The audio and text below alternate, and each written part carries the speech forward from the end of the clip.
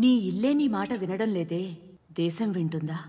ఎంతో మందిని చంపి ఏకం చేసిన దేశం, వేలాది ఇల్లాల కన్నీళ్లతో కడిగిన సామ్రాజ్యం నా ఇల్లాల కోసం వదులుకోలేనమ్మా. మమకారం, అహంకారం ఈ రెండూ లేనివాడే నాయకుడు, రాజసూయ యాగానికి అర్హుడు.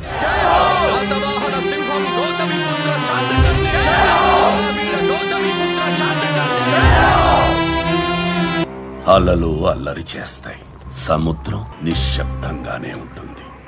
ఒక్కసారి ఉప్పొంగిందా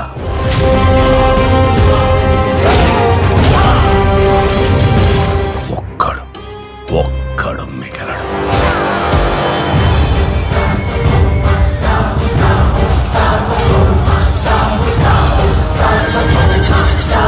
ఏయ్ శాతకర్ణి, నీ కొడుకు తల నరికి ఆ శిరోఖండం మీద కాలు మోపి సింహాసనాన్ని అధిష్ఠిస్తా. నా కొడుకు తల కాదు కదా, 3 సముద్రాల నీరు తాగి ముందు కురుకుతున్న నా గుర్రపు గిట్ట కట్టిన మట్టిని కూడా ముట్టలేవు. కోట బద్దలు కొట్టుకుని వస్తున్నా.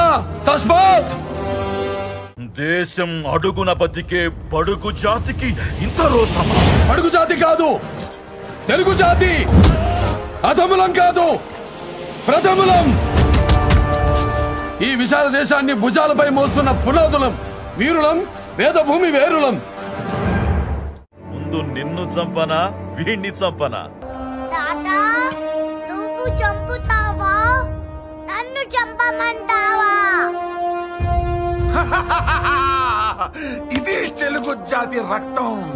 శాతకర్ణి వారసత్వం ఇలాగే ఉంటుంది నా అప్పనా. మాతృత్వానికి మగతనానికి ఏకకాలంలో ఆకలి తీర్చడం, ఆహా, ఆడవాళ్ళది ఎంత సంస్కారం. పడతుల సంస్కారాలు మీకు పడగదిలోనే గుర్తొస్తాయిలే. శాతకర్ణి ఓడించా, మారలేదు. క్షమించా, మారలేదు. వధించా, ఇక మారాల్సిన అవసరం లేదు.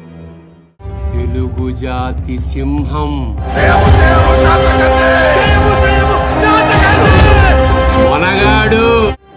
శరణమంటే రక్ష, రణమంటే మరణ భిక్ష. శరణమా, రణమా.